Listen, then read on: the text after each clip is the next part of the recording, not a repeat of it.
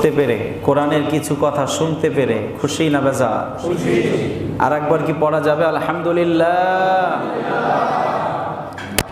জুমার দিনটা হচ্ছে আল্লাহর কাছে একটি স্পেশাল দিন, যে দিনটাকে ঈদুল ফিতর, ঈদুল আদহা, এই দুই ঈদের চাইতে উত্তম বলা হয়েছে। আপনাদের কি ফিল হয় জানি না, জুমার মসজিদে আমি যখন প্রবেশ করি আমার কাছে ঈদের একটা আমেজ চলে আসে। সুবহানাল্লাহ পড়েন। সবাই একত্রিত হয়ে ভালো জামা কাপড় পরে, সুন্দর আতর মেখে, খুশবু মেখে, সুন্দর করে পাক সাফ হয়ে কোনো বান্দা যখন মসজিদে জুমার জন্য তার নিজ কর্মস্থল থেকে রওনা দিয়ে মসজিদের দিকে আস্তে আস্তে ধাবিত হয়, প্রতিটি কদমে আল্লাহ এক এক বছর তাহাজ্জুদের নেকি তার আমলনামায় ঢুকিয়ে দেয়। প্রতিটি কদমে এক এক বছরের গুনাহ আল্লাহ তাআলা তার মাফ করে দেয়। পড়েন আল্লাহু আকবার। এমন একটি মোবারকময় মজলিসে আসতে পেরেছি, আমরা আবারও পড়ছি আলহামদুলিল্লাহ।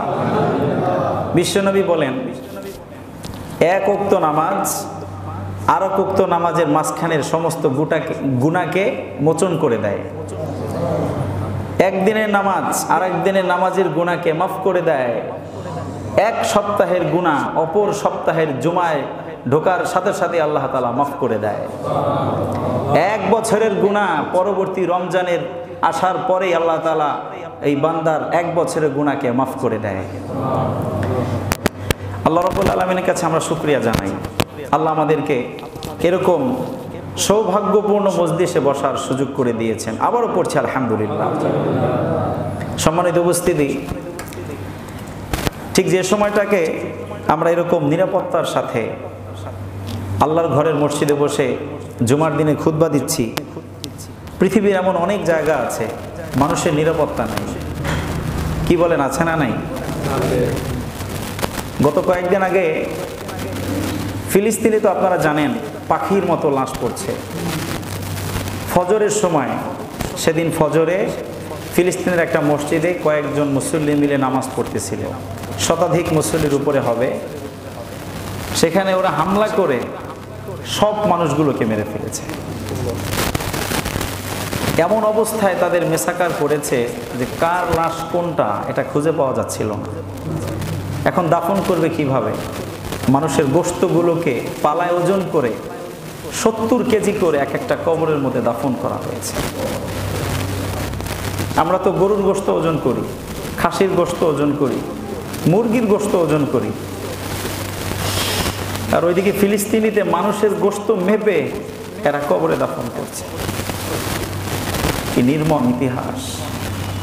তবে একটা জিনিস মনে রাখবেন, ইতিহাস কাউকে ক্ষমা করে না, ঠিক কিনা? ইতিহাস বড় ভয়ানক। Tit for tat. আপনি যদি ঢিল ছোড়েন এটা আপনার খেতে হবে।